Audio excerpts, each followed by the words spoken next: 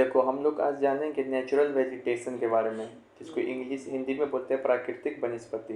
Natural vegetation यानी कि प्राकृतिक वनस्पति मतलब ऐसा पेड़ पौधा जो खुद बिना मानव हस्तक्षेप के खुद ही उगा हो। मान लो कोई बड़ा बड़ा पेड़ लगाया होगा जंगल में, तो कोई आदमी जाके लगाया होगा, खुद ही उगा होगा, उसी को बोलते हैं। ठीक है। अब यहाँ पर जो तुमको बहुत तरीके का वेजिटेशन होता है, बहुत तरीके का फॉरेस्ट होता है, ठीक है ना। किस किस प्रकार का वेजिटेशन होता है उसके बारे में जानेंगे। आते हैं, पहला दिया हुआ यहाँ पे उष्णकटिबंधीय सदाबहार वनस्पति यानी कि ट्रॉपिकल एवरग्रीन वेजिटेशन। इसका नाम याद रखो, सदाबहार वन पूछेगा या फिर एवरग्रीन फॉरेस्ट। तो इसके लिए क्या क्या कंडीशन है। सदाबहार है मतलब ये हमेशा हरा भरा रहेगा, पत्ती गिराए, फूल देखो, हाँ पानी देखेगी, मस्त है जबर। तो देखो, तो ये अपना फूल गिराएगा भी ना तो अपना पत्ता ले भी लेगा। वर्षा इसका क्या कंडीशन है, तो 250 से ऊपर, 250 सेंटीमीटर से ऊपर वर्षा जहाँ पे होगा वहीं पर ही मिलेगा। टेम्परेचर कितना है, 22 डिग्री सेल्सियस होना चाहिए। कैसे क्षेत्र में मिलेगा ये पौधा, तो ऐसे क्षेत्र में मिलेगा ये फॉरेस्ट जहाँ पे टेम्परेचर हाई हो और नमी भी हाई होना चाहिए, दोनों हाई होना चाहिए। तो ये कंडीशन हो गया सदाबहार वन के लिए। अब जो सदाबहार वन भारत में कहाँ कहाँ मिलता है, तो ये भारत में मिलता है तुमको यहाँ पे। एक तो भारत में है पश्चिमी घाट के पश्चिमी ढाल पे, मतलब यहाँ देखो ये पश्चिमी घाट है, इसके इस ओर ढाल पे, ये पूर्वी ढाल हो गया, इसके पश्चिमी ढाल पे महाराष्ट्र, केरल, कर्नाटक, तमिलनाडु सब पश्चिमी घाट पे स्थित है। इन सबके पश्चिमी घाट के पश्चिमी ढाल पे। दूसरा केरल जो है, यहाँ पे केरल के मालाबार तट पे भी मिलेगा। तीसरा नॉर्थ ईस्ट का जो पहाड़ी है, जहाँ जहाँ वर्षा ज़्यादा होता है ना वही मिलता है। नॉर्थ ईस्ट में भी खूब बारिश होता है, पश्चिमी घाट पे भी खूब बारिश होता है, इस वाला घाट पे कम बारिश होता है। तो नॉर्थ ईस्ट में भी तुमको मिलेगा, उत्तर पूर्वी पहाड़ी में भी, जैसे असम, मेघालय, त्रिपुरा, नागालैंड, इस सब में जहाँ पे नॉर्थ ईस्ट पहाड़ी है वहाँ पर मिलेगा। नीलगिरी पहाड़ी पर है थे यहाँ पे, वहाँ पर भी भयानक वर्षा होता है तो वहाँ पर भी मिलेगा। अंडमान निकोबार वहाँ पर भी मिलेगा, लक्षद्वीप में भी मिलता है ये, ठीक है ना। दोनों आइसलैंड में भी कैसा वन मिलता है, सदाबहार वन। और उसके बाद पश्चिम बंगाल में भी थोड़ा थोड़ा मिलेगा, ठीक है। उसके बाद इसका एक विशेषता है सदाबहार वन का कि हमेशा है ना ये 60 मीटर से लंबा ही पेड़ रहेगा, इसका 60 मीटर से लंबाई कम नहीं हो सकता है, ठीक है। ग्रोइंग स्टेज के बाद ना, हाँ ग्रोइंग स्टेज के बाद ना। हाँ। अब उसके बाद जो है ये उष्णकटिबंधीय सदाबहार वनस्पति यानी वन का उदाहरण क्या है, तो यहाँ देखो इसका ट्रिक है आगे तुम्हारा, ये देखो अभी तक दिमाग में बैठा है ना तुमको। सदाबहार सीन देखो, रोज बोनी होगी बांस तार रबर। तो देखो सदाबहार से सदाबहार वनस्पति का ये ट्रिक है, सीन से सिनकोना हो जाएगा, देखो से कुछ नहीं, रोज से रोजवुड, एबोनी से एबोनी, होगी से महगोनी, और बांस से बांस, तार से तार, रबर से रबर। तो ये सब सदाबहार वनस्पति का उदाहरण है। अब तुमको हम मैप भी दिखा दे रहे, तो यहाँ देखो सदाबहार वनस्पति पता है कहाँ पाया जा रहा है, ये वाला रीजन पश्चिमी घाट का पश्चिमी ढाल। एक तो ये हो गया, एक देखो अंडमान में है, लक्षद्वीप में है, अंडमान में भी है हरा हरा, यहाँ बताए थे। और यहाँ देखो यहाँ पर भी थोड़ा सा पाया जाता है, थोड़ा सा मालाबार तट पे तो पाया ही जाता है। और पश्चिम बंगाल, फिर से देखो पश्चिम बंगाल में पाएंगे है। उसके बाद तुमको बताए थे नॉर्थ ईस्ट पहाड़ी जो है यहाँ पर भी पाया जाता है। तो सदाबहार वनस्पति हो गया, ठीक है। अच्छा ये पूर्वांचल हिमालय पे, हाँ बहुत बढ़िया। ये कहाँ चले गया, अच्छा ये। अब यहाँ पे देखो अर्ध सदाबहार वन यानी कि सेमी एवरग्रीन फॉरेस्ट, वो था सिर्फ सदाबहार वन, ये है अर्ध सदाबहार वन।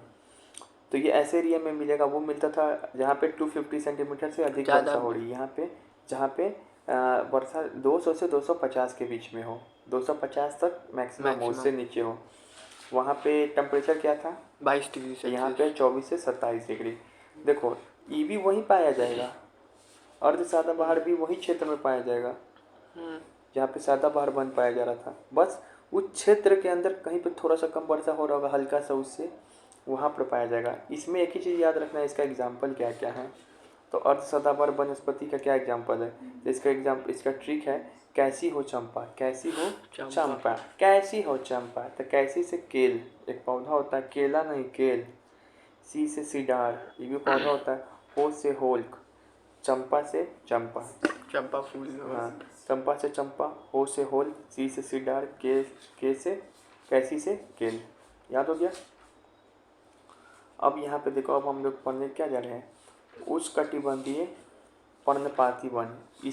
इसी को बोलते हैं हम लोग मानसूनी वन भी बोलते हैं, या फिर इसी को पतझड़ वन भी बोलते हैं। इसको इंग्लिश में बोलेंगे tropical deciduous forest. Deciduous forest का ये है कहानी किसको मानसूनी वन बोलते हैं, पतझड़ वन बोलते हैं। पतझड़ मतलब ये अपना पत्ता गिरा देगा, जब इसके पास पानी का कमी होगा तो ये अपना पत्ता क्या करेगा, एक बार में गिरा देगा।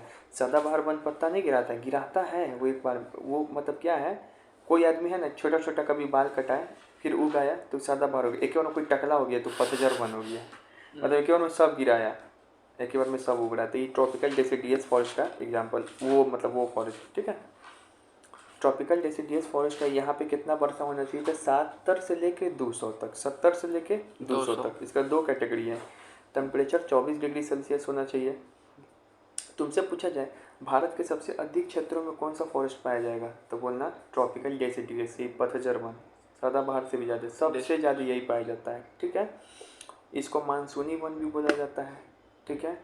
यहाँ पे देखो अधिक, अब फिर से तुमको पूछे कि सबसे इकोनॉमिकली कौन इम्पोर्टेंस है, तो पतझड़ वन ही है, मतलब टकला ज़्यादा इम्पोर्टेंट है। जो सदाबहार है इतना इम्पोर्टेंट नहीं है इकोनॉमिकली, लेकिन ये क्या है, टकला इम्पोर्टेंट ज़्यादा, ऐसे याद कर लो, टकला ज़्यादा इम्पोर्टेंट है, लेकिन डेसिडियस फॉरेस्ट ज़्यादा इम्पोर्टेंट है। और शुक्र की बात है कि भारत की सबसे अधिक ज़मीन पर ये पाया भी जाता है, ठीक है। ये काहे जरूरी है, अभी बताएंगे। जितना तुम ये सब देख रहा है ना, सदाबहार वन से, ये वन से जो प्राप्त होता है पेड़ पौधा उदा, ये प्रोडक्ट, जो भी चीज़ हो फॉरेस्ट प्रोडक्ट उसी से बनता है, ठीक है ना। जो सदाबहार वनस्पति है ना, इसका 2 एग्जाम्पल है।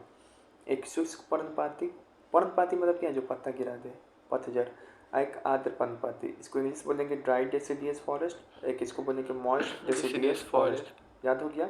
एक ड्राई डेसिडियस फॉरेस्ट का 2 भाग, एक ड्राई डेसिडियस, एक मॉइस्ट डेसिडियस। ड्राई मतलब कहाँ, जहाँ पे वर्षा कम पाया जाता हो। मॉइस्ट मतलब क्या है, जहाँ पे वर्षा ज़्यादा पाया जाता हो। रेंज क्या है, 70 से 200 है कि नहीं है। हाँ है। तो 70 से 100 तक में जहाँ पे वर्षा होगा ना, वहाँ पे मिलेगा ड्राई डेसिडियस। और 100 से 200 तक में जहाँ पे वर्षा होगा वहाँ पे मिलेगा मॉइस्ट डेसिडियस। ये कहाँ पर मिलता है ये सब, तो सूखा वाला डेसिडियस फॉरेस्ट तक गंगा के मैदान, मतलब हम लोग बिहार में ना ड्राई डेसिडियस फॉरेस्ट ही अधिकांश मिलता है। बिहार गंगा का मैदान किसको बोलते हैं, बिहार और यूपी को ही बोलते हैं गंगा का मैदान। और जो तुम्हारा पेनिसुलर प्लेटो, अभी तुमको मैप दिखाएंगे, इसके बीच में भी अधिकांशतः क्या मिलता है, ये ड्राई डेसिडियस फॉरेस्ट। जैसे कि यहाँ पे महाराष्ट्र, आंध्र प्रदेश, तमिलनाडु, कर्नाटक, ये सब है ना यहाँ पे, तो इन सभी में भी ड्राई डेसिडियस। लेकिन इस सब में तो आप दिखाए थे हमको, वहाँ पर सदाबहार भी मिल रहा था, दिमाग खराब कर रहे क्या। अरे इसी राज्य का भाग यहाँ पे पश्चिमी घाट पे विस्तार होगा तो सदाबहार वन, लेकिन यही राज्य जब इसके राज्य का अंश जब बीच में आ जाए प्रायद्वीपीय भारत तक, तो ड्राई डेसिडियस। तो इसी कारण महाराष्ट्र, आंध्र प्रदेश, तमिलनाडु, कर्नाटक में भी। इसका उदाहरण क्या है, जगह देख लिए, इसका उदाहरण क्या है, तो देखो तेंदु, पलास, इसको जंगली आग बोलते हैं पलास को, अमलतास, बेल, खैर, नीम, पीपल, एक्सेलवुड, ये सब जो पौधा है ये सब क्या है, ड्राई डेसिडियस का, ठीक है।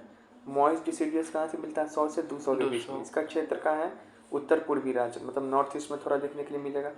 भाबर तराई रीजन, भाबर ये सब पढ़ा है ना, हिमालय में भाबर, तो वो तराई रीजन जो है हिमालय के नीचे वाले रीजन जो इसको डून्स पार्ट में, इसको तराई बोलते हैं। हिमालय के फुटहिल्स में, इसी को बोलते हैं हिमालय का गिरिपद क्षेत्र। पूछता है हिमालय के फुटहिल्स में कौन सा फॉरेस्ट मिलेगा, मॉइस्ट डेसिडियस फॉरेस्ट। फिर तुमको पूर्वी घाट पे, एक सेकेंड, हाँ, पश्चिमी घाट के पश्चिमी ढाल पे कौन सा फॉरेस्ट बताए थे, ये आपको एवरग्रीन। इसी पश्चिमी घाट के पूर्वी ढाल पे जो मिलेगा वो मॉइस्ट डेसिडियस फॉरेस्ट। फिर कुछ उड़ीसा, झारखंड में मिलता है, बिहार में दोनों प्रकार का मिलता है। तो बिहार में डेसिडियसी में फॉरेस्ट मिलता है, एवरग्रीन नहीं, एवरग्रीन नहीं मिलेगा, ठीक है।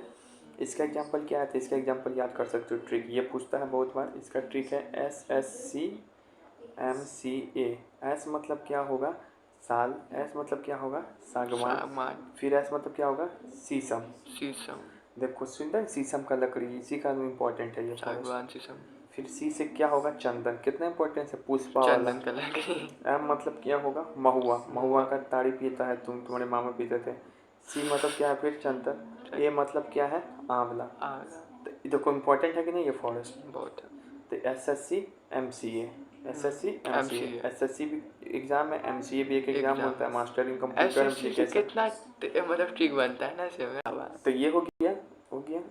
अब अब यहाँ पे देखो, अब इसको फिगर दिखा दे रहे हैं। चलो यहाँ पे देखो, तुमको बता रहे हैं अभी देखो, ये जो दिखाई पड़ रहा है ये सब, यही है तुमको डिसिडियस फॉरेस्ट, ठीक है। पर्णपाती वन, पत्ता गिरा देगा। तो बताए थे प्रायद्वीपीय भारत यही तो है। हाँ प्रायद्वीपीय भारत हो गया, ये हाँ। गंगा का मैदान हो गया, ये हो गया। कुछ नॉर्थ ईस्ट में भी हल्का पाया जाता है, पश्चिमी घाट के पूर्वी ढाल पे भी हो गया। अच्छा अब तुम हमको बताएगा यहाँ पे डिसिडियस फॉरेस्ट का कौन सा पार्ट पाया जाएगा? Dry deciduous. ड्राई डिसिडियस, बहुत बढ़िया, क्योंकि बीच में कम बारिश होता है। और इस साइड भी, इस side moist deciduous. Moist deciduous, पश्चिमी घाट के पूर्वी पूर्वी घाट पे तट पर। Moist deciduous. अच्छा ई वाला भाग पे गंगा में दोनों मिलता है, गंगा तट पे मिलता है, लेकिन सबसे अधिक कौन मिलता है? Dry dry. Dry deciduous. और फिर से ये तराई रीजन में पता था, ये तराई रीजन में मॉइस्ट मॉइस्ट डिसिडियस, ठीक है। हिमालय का फुटहिल्स में भी मॉइस्ट मॉइस्ट डिसिडियस। अच्छा मॉइस्ट डिसिडियस का क्या ट्रिक है? SSC MCA MCA 100 से 200, 200 साल, सागवान, सागवान शीशम, चंदन चंदन, महुआ, महुआ चंदन, आंवला। आमला। और यहाँ का कहाँ का? ड्राई डिसिडियस का अच्छा ये 70 से 200, 70 से 200, 70 से 100, 70 से 70 से 100। 100, तेंदू पलाश, जंगली हाँ आग, ये सब उतना इम्पोर्टेंट नहीं है ये वाला, ठीक है। ठीक। तो हम लोग 3 फॉरेस्ट कवर कर लिए, अब चौथा फॉरेस्ट का। चौथा फॉरेस्ट का नाम है इसका उष्णकटिबंधीय कांटेदार वन, मतलब ट्रॉपिकल थॉर्न फॉरेस्ट, मतलब ऐसा फॉरेस्ट जिसमें कांटा पाया जाता हो। कांटा किस लिए पाया जाएगा? उस पत्ती क्यों नहीं मिला कि उसके पानी का स्कार्सिटी और भी जाते स्कार्सिटी हैं। है। तो कांटा वाला फॉरेस्ट वहाँ पे मिलता है जहाँ पे पानी 70 से भी कम हो जाए। 70 से 200 रहेगा तो रेगिस्तानी डेसिडियस, एरिया। 200 से 250 तक रहेगा तो अर्ध सदाबहार, 250 से ऊपर हो जाएगा तो एवरग्रीन, एवरग्रीन। और 70 और 50 से भी कम हो जाए तो और ये ट्रॉपिकल थॉर्न ट्रॉपिकल फॉरेस्ट, ठीक है। फॉरेस्ट। तो देखो ये जो है 2 क्षेत्र में पाया जाता है, ट्रॉपिकल थॉर्न फॉरेस्ट। थॉर्न मतलब होता है, ये क्या है? काटा। कांटा। एक है उत्तर पश्चिम क्षेत्र। उत्तर पश्चिम क्षेत्र समझ में आ रहा है? हाँ एक बार हम बताए थे यहाँ पे ऐसे इंडिया है तो उत्तर पश्चिम उत्तर क्षेत्र यहाँ पश्चिम पे राजस्थान इधर हुआ। हाँ कौन बरसात करता है यहाँ पे? रुके वेस्टर्न वेस्टर्न। डिस्ट्रिक्ट, ऊपर आएंगे अगला चैप्टर में। तो यहीं पे यहाँ पे वर्षा कम होता है, सिर्फ ठंडा में बरसात कौन करा देता है? Western disturbance. तो वही हरियाणा, पंजाब, यूपी, गुजरात, राजस्थान का जो कुछ एरिया है उत्तर पश्चिम में, तो वहाँ पे कांटेदार वन मिलेगा, ठीक है। और एक और रीजन है नीचे में भारत में जहाँ पे वर्षा कम होता है, उसके जैसे ये बाउंड्री है, ये बाउंड्री है, तो इसके इस साइड तो खूब वर्षा करता है नीचे से आके, लेकिन इस साइड सूखा रह जाता है। तो वो इसी को बोलते हैं वृष्टि छाया प्रदेश, इसी को बोलते हैं shadow reason of western Ghat. Shadow reason of western Ghat. Shadow मतलब वहाँ पे छाया है, पानी कम है, ठीक है। तो यहाँ पे भी मिलता है। तो 2 जगह जो मिलता है ना, कौन सा फॉरेस्ट मिलेगा?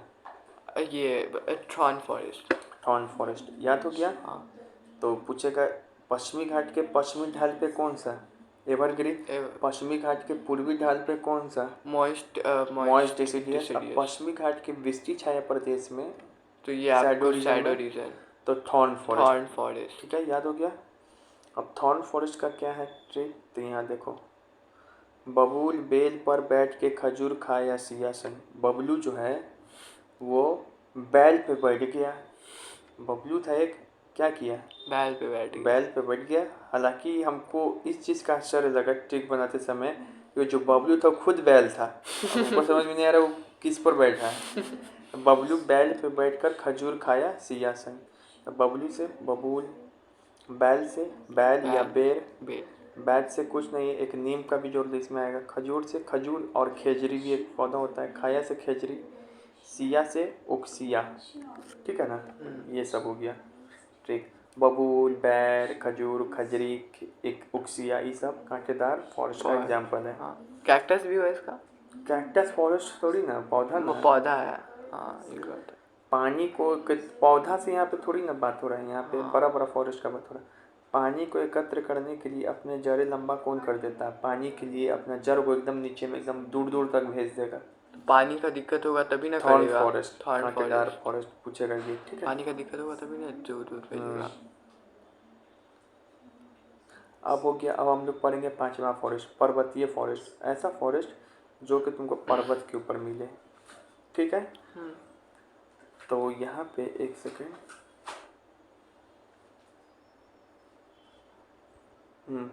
देखो पर्वत आपको दो जगह दिखाई पड़ता है सर, हैं? एक तो दिखाई पड़ता है हमको हिमालय पे, और दूसरा नीचे भी तो बहुत सारा पर्वत है साउथ इंडिया में। यहाँ पे जो पर्वत जैसे नीलगिरी पर्वत है, तो इस पे क्या मिलेगा उसकी बात कर रहे हैं, ठीक है ना। मतलब माउंटेन फॉरेस्ट, जो माउंटेन में मिलेगा उसको माउंटेन फॉरेस्ट बोलेंगे। तो पहले हम लोग देख ले रहे इसको, हिमालय पर्वतीय वन, यानी कि इसी को बोलेंगे उत्तरी पर्वतीय वन, यानी कि northern mountain forest, Himalayan mountain forest, ठीक है। तो देखो अभी हम थोड़ा देर पहले पढ़ाए थे हिमालयन माउंटेन फॉरेस्ट, यानी कि उत्तरी पर्वतीय वन। थोड़ा देर पहले हम बताए थे कि हिमालय का जो नीचे में क्षेत्र है, फुल टेस्ट, वहाँ पे कौन सा फॉरेस्ट पाया जा रहा था? Moist deciduous forest, moist deciduous forest पाया जा रहा था, ठीक है। मॉइस्टी पाया जा रहा था, मॉइस्ट डिसीडियस फॉरेस्ट तराई रीजन में। लेकिन नीचे में तो वो भले पाया जा रहा मॉइस्ट डिसीडियस, लेकिन जैसे जैसे ऊपर जाएंगे टेम्परेचर कम होगा, तो अलग अलग प्रकार के इसके ऊपर फॉरेस्ट मिलने लगता है। अब देखेंगे कौन कौन सा है, ठीक है। आइए,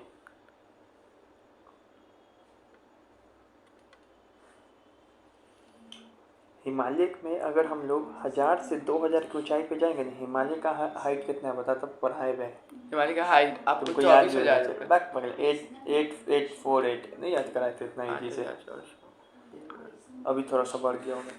1000 से अगर 2000 की ऊंचाई पर जाएंगे तो वहाँ पे मिलेगा हमको एक पौधा वन, जिसको बोलेंगे आर्द्र शीतोष्ण वन। इसका इंग्लिश हमको याद नहीं आ रहा है, आर्द्र शीतोष्ण वन। तुमको इंग्लिश में लिखाएंगे तो हम बता देंगे। हाँ तो बताइए, आप लिखाएंगे आर्द्र शीतोष्ण वन। ऐसे हम 90% चीज़ कहते हैं इंग्लिश भी, हिंदी तुमको पता है हमको। आर्द्र शीतोष्ण वन, ऐसे इसको हम लोग इंग्लिश में बोल सकते हैं मॉइस्ट ट्रॉपिकल फॉरेस्ट, ऐसा ही कुछ होगा हमको लग रहा है। ऐसे आर्द्र शीतोष्ण वन। इसका एग्जाम्पल कौन सा? ओक होता है, ओक। एक होता है चेस्टनट, का नाम सुना होगा। देवदार का लकड़ी सुना है? देवदार, हाँ। तो वो हिमालय पर ही मिलता है देवदार, इम्पोर्टेंट है बहुत, बड़ा BBI लिखा हुआ है यहाँ पे। चंदन का लकड़ी को देवदार का लकड़ी बोल के बेच दिया था पुष्पा में। नहीं तो चंदन की लकड़ी तो तुम बोलना है कि देखो तुमको पूर्वक बना रहा है। चंदन का लकड़ी क्या है? ये मॉइस्ट डिसीडियस फॉरेस्ट है। अब वो जो मिलेगा भी तो हिमालय के नीचे में मिलेगा, हिमालय के ऊपर में मिलता है कौन? देवदार। 1000 से 2000 की ऊंचाई पे, ठीक है। तुम ज्ञान झाड़ सकता है। फिर 2000 से 3000 तक फिल्म देखेगा इसे। 2000 से 3000 के बीच में जो फॉरेस्ट मिलता है हाइट पे, उसको बोलते हैं कोनधारी वन, यानी कि कॉनिकल फॉरेस्ट। कांटेदार अलग हुआ है को, ऐसे ना क्रिसमस ट्री टाइप का, ऐसे ऐसे नोकीला वन। इसी का एग्जांपल चीर, फर, स्प्रूस, अल्टर नाम सब हिमालय पर ही मिलता है फॉरेस्ट। चीर, फर, स्प्रूस। फिर हिमालय पे अगर तुम 3000 से 4000 की ऊंचाई पे जाओगे ना, तो अल्पाइन वन मिलेगा, अल्पाइन फॉरेस्ट। इसी का एग्जांपल है तुमको सिल्वर फर, जूनिफर और ब्रोंस, ठीक है। फिर 36,000 से ऊपर जाएगा ना, तो तुमको अल्पाइन का घास मैदान मिलेगा, घास टाइप का मिलेगा, ठीक है। फॉरेस्ट नहीं है वहाँ पे। हाँ, फिर 4000 से ऊपर जाएगा ना हिमालय पे, तो तुमको सबसे आखिरी में मिलता है हिमालय पे 4000 से ऊपर। उसके बाद उसके ऊपर नहीं मिलेगा, सबसे आखिरी बार में मिलेगा मॉस और लाइकेन। मॉस और लाइकेन। तो लाइकेन का नाम तुम सुना होगा, मॉस का नाम नहीं सुना होगा। तो चलो, तो ये हो गया। तो हम लोग देखें नीचे से ऊपर की ओर जाते हैं, तो सबसे नीचे क्या मिलता था? गिरिपथ क्षेत्र में मॉइस्ट डिसीडियस कहाँ से? अच्छा, हिमालय के फुटहिल्स में, उसी में ना चंदन उंदन सब वो है। उससे ऊपर बढ़ोगे 1000 से 2000 पे, तो तुमको ओक, आदर्श शीतोष्ण वन के अंदर ओक, चेस्टनट, देवदार, 2000 से 3000 के बीच में कॉनिकल कॉनिकल फॉरेस्ट, दिरा। चीर फर, स्प्रूस 3000 से 4000 पे मिलता है। Alpine forest, silver fir, juniper, bronze. फिर 36,000 से ऊपर जाएंगे तो अल्पाइन घास का मैदान मिलेगा। और 4000 से ऊपर जाते हैं तो मॉस और लाइकेन। इसमें से कोई भी फॉरेस्ट दे देगा, बोलेगा इसमें से कौन हिमालय पे पाया जाता है या फिर नहीं पाया जाता है, तो बता देगा कौन माउंटेन फॉरेस्ट है कि नहीं है, तो बता देगा। इसको माउंटेन फॉरेस्ट भी बोल सकते हैं क्योंकि माउंटेन पर मिल रहा है। माउंटेन पे ही है। अब आते हैं यहाँ पे, अब आते हैं जो ऐसा माउंटेन जो कि क्या है हमारे पेनिसुलर इंडिया में, प्रायद्वीपीय भारत में है। तो बहुत सारा माउंटेन है। नीलगिरी पहाड़ी है, अन्नामलाई पहाड़ी है, पाली की पहाड़ी है, पश्चिम घाट पे भी बहुत सारा पहाड़ी पाया जाता है। तो यहाँ पर एक जो फॉरेस्ट मिलता है पेनिसुलर इंडिया में, उसको बोलते हैं शीतोष्ण कटिबंधीय वन। उस पर कौन मिल रहा था सबसे नीचे में, आर्द्र शीतोष्ण वन। यहाँ पे मिलता है शीतोष्ण कटिबंधीय वन, ठीक है ना, शीतोष्ण कटिबंधीय वन। तो तुमसे ये पूछेगा, अच्छा इस शीतोष्ण कटिबंधीय वन का एग्जाम्पल क्या है सबसे इम्पोर्टेंट, सोलास वन, बहुत इंपॉर्टेंट है। सोलास फॉरेस्ट कहाँ मिलता है, तुम केवल इतना याद कर लो, सोलास फॉरेस्ट कहाँ मिलता है, तो तुम बोलना ये पेनिसुलर इंडिया में जो बहुत सारे माउंटेन है, जैसे नीलगिरी, अन्नामलाई, पाली की पहाड़ी, पश्चिमी घाट पे भी बहुत सारा पहाड़ी है, जैसे याद करवाए हुए हैं, तो वहीं पे मिलता है। उन पहाड़ी के स्लोप पे जाएगा ना तो मिलता है सोलास वन। इसी सोलास वन किसके अंदर आता है, शीतोष्ण कटिबंधीय वन, मतलब ठंडा जगह पे पाया जाने वाला वन है ये, ठीक है। सोलास कहाँ मिलता है, हिमालय पे नहीं, सोलास मिलता है प्रायद्वीपीय भारत। भारत। इसमें से कोई भी एग्जाम में ऑप्शन दे सकता है, इन दोनों के स्लोप पे पाया जाता है। हाँ। अब चलिए कुछ रैपिड फायर करते हैं। अच्छा यहाँ पे देखिए एक चीज़, भारत में पौधे का 47,000 प्रजाति पाया जाता है। 47,000 प्रकार का प्रजाति है, ये एनसीईआरटी का पहला पेज है, याद कर लो। जानवर की प्रजाति 90,000, कितना है, 90,000। नहीं हमको लग रहा 90,000 प्लस एक, ये तुमको काउंट करना भूल गए थे। अब फूलों की प्रजाति 15,000। 15,000, जो पूरे वर्ल्ड का 6% फूल का प्रजाति सिर्फ भारत में पाया जाता है। 47,000 प्रजाति पौधे का, जानवर का 90,000 और फूल का प्रजाति 15,000, ठीक है। अब कुछ रैपिड फायर क्वेश्चन पूछते हैं यहाँ पे। सबसे अधिक देवदार कहाँ मिलता है बताओ, पूर्व हिमालय। पूर्वी हिमालय पे, इसे हिमालय पर ही मिलता है, लेकिन उसमें भी ऑप्शन आया चुनने के लिए पूर्वी या पश्चिमी, तो पूर्वी हिमालय। हिमालय के कहाँ पे मिल रहा था ये, ट्रॉपिक के बाद। हाइट बताओ ना, 1000 से 2000 था, 1000 से 2000 था। हाँ, 1000 से 2000। इस आर्द्र शीतोष्ण वन का उदाहरण है, देखो यहाँ पे है देवदार। देवदार के बारे में बहुत बार क्वेश्चन आता है, इसी कारण पॉइंट में भी लिखती है। सागवान के बारे में भी बहुत क्वेश्चन आता है, पूछेगा सबसे अधिक सागवान कहाँ पाया जाएगा। सागवान कैसा है, मॉइस्ट डेसिडियस, और ये एमपी में याद रखना सबसे अधिक सागवान पाया जाता है। वो सब रीजन ठीक है, लेकिन स्पेशली स्टेट पूछे तो एमपी ऐसे याद कर सकते हो। सागवान का लकड़ी कितना महंगा है, तो जो एमपी लोग होगा मेंबर ऑफ पार्लियामेंट, उसी के घर में तो होगा ये सब चीज़, हमारे के घर में थोड़ी होगा। भारत में चंदन कहाँ मिलता है, कर्नाटक। देखा ही होगा फिल्म कर्नाटक बताया था, तो यहाँ नहीं मिलता, वहाँ भी मिलता है, सबसे ज़्यादा कर्नाटक में मिलता है। नीलगिरी पहाड़ी पर भी चंदन बहुत ज़्यादा मिलता है। हिमालय पे चंदन मिलता है, कम मिलता है, फेमस है साउथ इंडिया का चंदन, ठीक है। चंदन की लकड़ी फिल्म में दिखाया था, क्या दिखाया था कि वो कर्नाटक से ही काट के लेके जाता है, तो यही ना बात है यहाँ पे लिखा हुआ। पारस्परिक ये पारिस्थितिकी आतंकवाद किसको बोलते हैं, एक यूकेलिप्टस पौधा है उसको बोलते हैं पौधा का आतंकवादी। वो कहीं जाएगा तो तुरंत ऐसे ही से पूरा फैल जाता है। जंगल की आग किसको बोलते हैं, तब पलाश भाई को। सुंदरी वन किसको बोलते हैं, द मैंग्रोव वन। एक होता है फॉरेस्ट, लास्ट फॉरेस्ट, उसको पढ़ेंगे। तो मैंग्रोव फॉरेस्ट को क्या बोलते हैं, सुंदरी वन, ठीक है ना। सुंदरबन डेल्टा बीसी फॉरेस्ट, वहाँ पे जितना पाया गया है मैंग्रोव वन, सुंदरबन डेल्टा का नाम भी सुंदरी वन के यानी कि मैंग्रोव फॉरेस्ट के नाम के आधार पे ही रखा गया है। अब है यहाँ पे लास्ट फॉरेस्ट है, यहाँ पर क्या है, टाइडल फॉरेस्ट बोलते हैं इसको इंग्लिश में, या फिर इसको सुंदरी फॉरेस्ट बोलेंगे या फिर मैंग्रोव फॉरेस्ट बोलेंगे, इसका बहुत सारा नाम है। अनूप वेलांचल वन हिंदी में, ज्वारीय one, mangrove one, Kutch one वनस्पति, इस सारा इसी का नाम है। इससे बढ़िया इंग्लिश नाम याद कर ले रहे हैं हम लोग। मैंग्रोव मैंग्रोव, फॉरेस्ट, सुंदरी टिंडर फॉरेस्ट या फिर फॉरेस्ट, टाइडल फॉरेस्ट। टिंडर थोड़ी है, tidal. Tinder tidal forest, forest का हिंदी होता है ज्वारीय वन। ज्वारीय वन, जहाँ पे ज्वार भाटा आता है वहाँ पे जो फॉरेस्ट मिलेगा उसी का नाम है ज्वारीय, टिंडर फॉरेस्ट। अच्छा, ये जो फॉरेस्ट सब है तो ये सब किस क्षेत्र में मिलेगा? मैनग्रोव हो गया या टाइडल वन, किन क्षेत्र में मिलेगा? तो डेल्टाई क्षेत्र है जहाँ, वहाँ पर मिलेगा। जहाँ पे ज्वार आता है वहाँ पर मिलेगा। दलदल भूमि जहाँ पर होता है ना वहाँ पर भी मिलता है। गंगा ब्रह्मपुत्र महानदी कावेरी डेल्टा वहाँ पर मिलेगा। अंडमान निकोबार के पास भी थोड़ा मिलता है। कच्छ की खाड़ी है गुजरात में, वहाँ पर भी मिलता है। ये सब याद कर दो, ये एनसीईआरटी में दिया हुआ है कि कहाँ का मिलता है। गंगा डेल्टाई क्षेत्र हो गया, मार्सी रीजन। मार्सी रीजन को हिंदी में क्या बोलते हैं? दलदली क्षेत्र।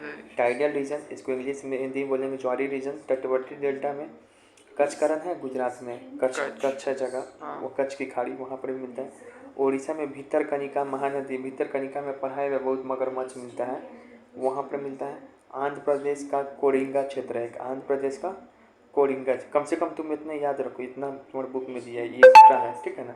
आंध्र प्रदेश का कोरिंगा क्षेत्र। तमिलनाडु का है पिंचावरम, मुथुपेट, पुलकित, कुज्जवेली, ठीक है ना। तमिलनाडु का पिंचावरम, मुथुपेट, पुलकित, कुज्जवेली। केरल का क्या है? वेमनाड और कुन्नूर में। कर्नाटक का क्या है? कुंडापुर और कारवार में। फिर गुजरात में क्या? एक अभ्रत क्षेत्र है वहाँ पे। गुजरात में तो कच्छ में भी था ना, एक अभ्रत क्षेत्र भी वहाँ पे इम्पोर्टेंट है, ठीक है। ये सब तो याद हो ही गया होगा। कच्छ करण तो सबसे ज़्यादा इम्पोर्टेंट है। अंडमान निकोबार पे भी मिलता है। उड़ीसा का भीतरकनिका महानदी, आंध्र प्रदेश का कोरिंगा, आंध्रा कोरिंगा। तमिलनाडु का पिंचावरम, मुथुपेट, पुलिकट, मुथुपेट तो याद रहेगा। वेमनाड, ये सब हो गया। कर्नाटक का हो गया ये सब, ठीक है। अच्छा, इसका निर्माण कैसे होता है? तो जहाँ पे मीठा पानी और खारा पानी आपस में मिक्सअप होता है तो ये ऐसा फॉरेस्ट वहाँ पे उगता है, उन दोनों के मिश्रण से। अच्छा, ये यहाँ पर आ गया। चलो एक एक्स्ट्रा चीज़, भारत में मूंगा का चट्टान कहाँ का मिलता है? कच्छ की खाड़ी में मिलता है, मन्नार की खाड़ी में मिलता है, अंडमान निकोबार में मिलता है, लक्षद्वीप समूह में मिलता है। मूंगा नहीं होता, मूंगा चट्टान नहीं पढ़ा है? पढ़ाए नहीं, पढ़ाए हुए हैं, मूंगा चट्टान का इंग्लिश होता डिटेल में नहीं पढ़ा है। Coral reefs. अच्छा हाँ, तो कोरल रीफ्स ये इसके साथ पढ़ाए थे आप, क्या नाम था? ये सेडिमेंट्री रॉक सबके साथ। चलो, ये तुम्हारे एनसीईआरटी के बीच में एक लाइन है, थोड़ा मन में पढ़ना है, थोड़ा धीरे धीरे, ठीक है। यहाँ पे देखो, एनसीईआरटी याद हो रहा है तुमको? देखो यहाँ पे एनसीईआरटी के बीच से एक सवाल उठाए, देखो लिखा हुआ है। देखो यहाँ पे पूछा जा रहा है, कौन सा वन प्रायद्वीपीय में अधिक वर्षा वाला भागों में यूपी और बिहार के मैदानी भागों में पाया जाता है? अधिक वर्षा वाला प्रायद्वीपीय पठार और उत्तर भारत के मैदान में यह वन पार्क नुमा भूदृश्य बनाता है और जहाँ सागवान और अन्य पेड़ों के मध्य में हरी भरी घास होती है। ऐसा किस वन के बारे में दिखाया गया है? सुनो, बोल रहा है कोई सा ऐसा वन है जो यूपी और बिहार दोनों के मैदानी भाग में पाया जाता है, ठीक है ना, और पेनिसुलर भाग में भी वो पाया जाता है। और बोल रहा है कि वो ऐसा पौधा है कि जो है ना वहाँ पे पार्क नुमा नहीं होता है, इसे अपने मन पेड़ मुड़ जाता है, वहाँ वो ऐसा दृश्य भी बनाता है। तो देखो, सागवान लिख दिया है तो यहाँ पे समझ जाओ कि क्या होगा, डेसिडियस फॉरेस्ट ही होगा, क्योंकि सागवान का एग्जाम्पल मॉइस्ट डिसिडियस का एग्जाम्पल है। लेकिन इसका आंसर होगा शुष्क पर्णपाती वन, ट्रॉपिकल डेसिडियस फॉरेस्ट। याद कर लेना ये लाइन को।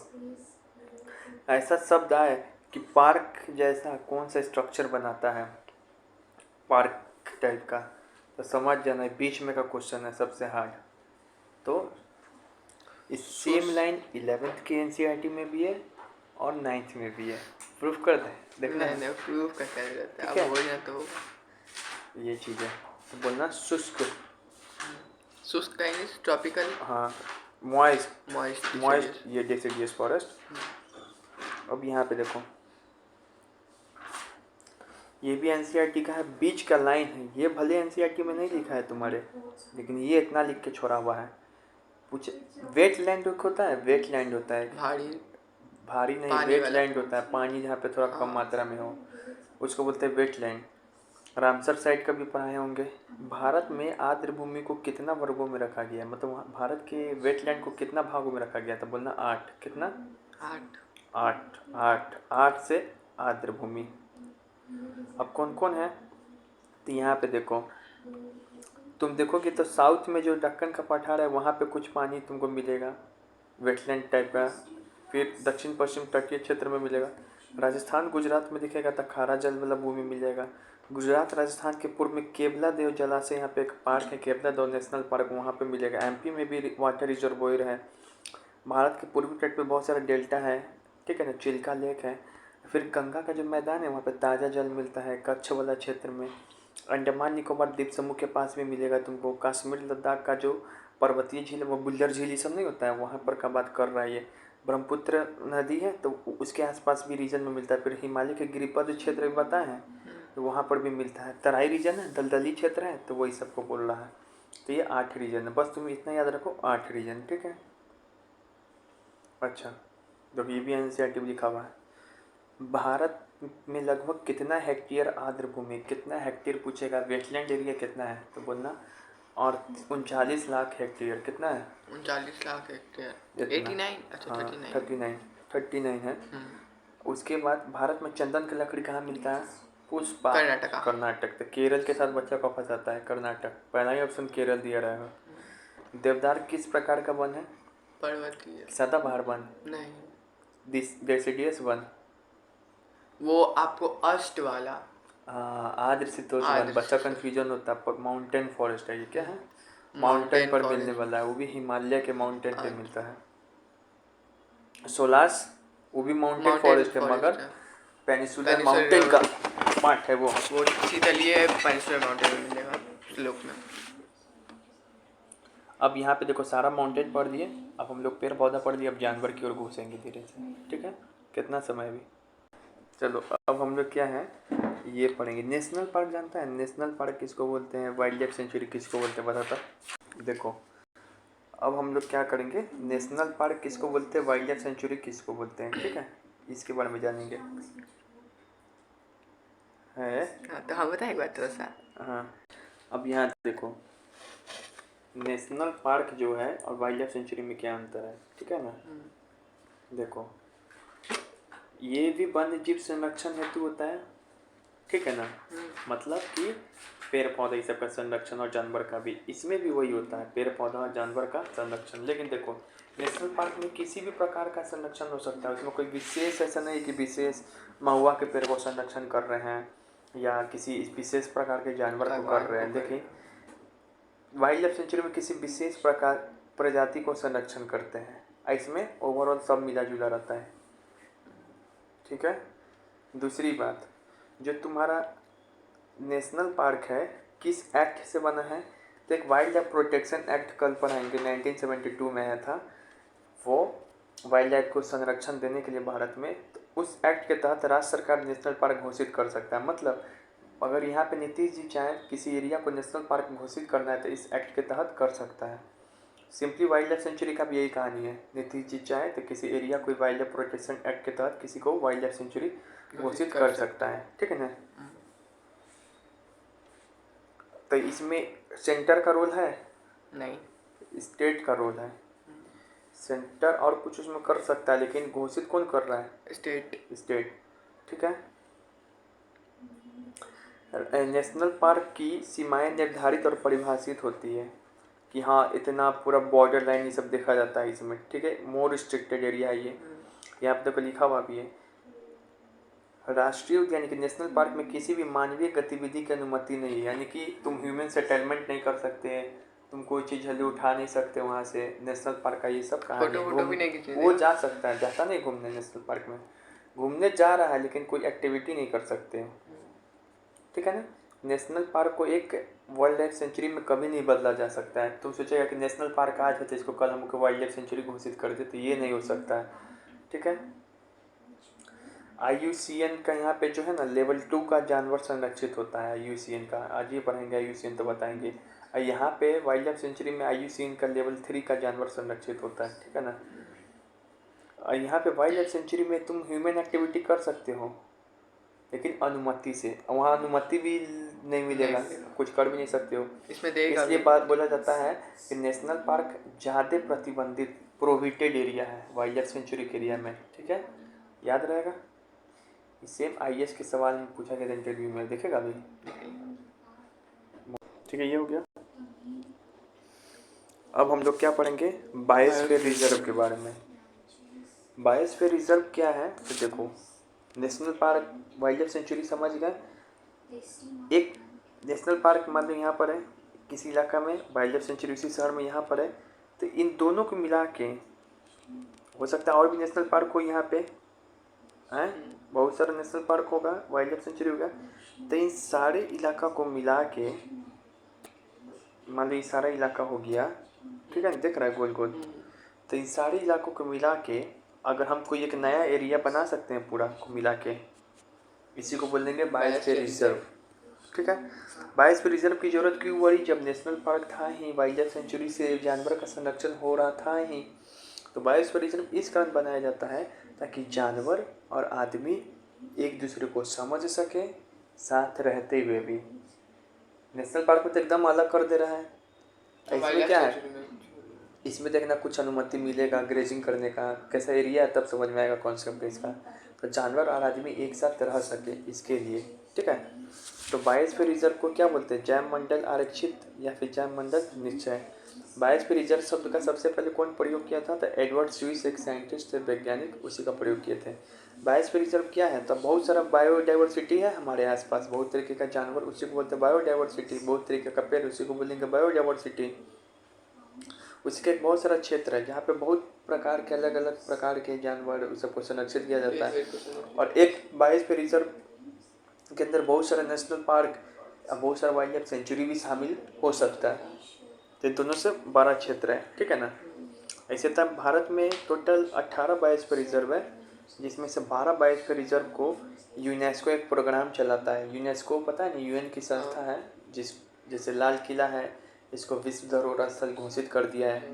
तो यूनेस्को एक प्रोग्राम चलाता है जिसका प्रोग्राम का नाम है man and biosphere reserve program, 1971 में चलाया था। उसके अंदर भारत के 18 बायोस्फीयर रिजर्व में से 12 बायोस्फीयर रिजर्व को क्या है, मान्यता प्राप्त है। मान्यता दे देता है ना, तो यूनेस्को क्या करेगा, इन 12 बायोस्फीयर रिजर्व को क्या करेगा, फंड करेगा कि इसको अच्छा से रख रखाव हो, इसका अच्छा से इसको देखा जाए, ये सब फंडिंग करता है। ठीक है, आउट जाएंगे हम थोड़ी देर बाद। तो यहाँ पे देखो, तो यही है, यूनेस्को 1971 में स्टार्ट किया था man and biosphere reserve program. ठीक है, देखो इसका ये बायोस्फीयर रिजर्व का मेन काम क्या है, यही काम है कि मनुष्य और प्रकृति एक दूसरे को आवश्यकता को पूरा कर सके और एक दूसरे को समझ सके, साथ में रह सके। बायोस्फीयर रिजर्व का 3 फंक्शन होता है, कंजर्वेशन, डेवलपमेंट, लॉजिस्टिक्स। ठीक है, अगर चलिए यहाँ देखो 3 फंक्शन है बायोस्फीयर रिजर्व का, पहला है कंजर्वेशन, दूसरा है विकास यानी कि डेवलपमेंट, तीसरा है लॉजिस्टिक्स। कंजर्वेशन मतलब संरक्षण, किसका संरक्षण कर रहे हैं यहाँ पे, जानवर का, लेकिन आदमी का भी देख रहे हैं। जानवर जंगल के आसपास आदिवासी लोग रहता है, तो उसकी संस्कृति, उसका कल्चर का भी कंजर्वेशन कर रहे हैं। नेशनल पार्क में ये सब चीज़ नहीं देखा जाता था, मना है तो मना है। वाइल्ड लाइफ सेंचुरी में भी आइए तो घूमिए, ये सब कोई काम नहीं। लेकिन बायोस्फीयर रिजर्व आदमी के साथ कैसे संपर्क स्थापित होगा जानवर का। बहुत सारा जैसे आदिवासी है तो महुआ का पूजा करता है आदिवासी लोग, ठीक है ना।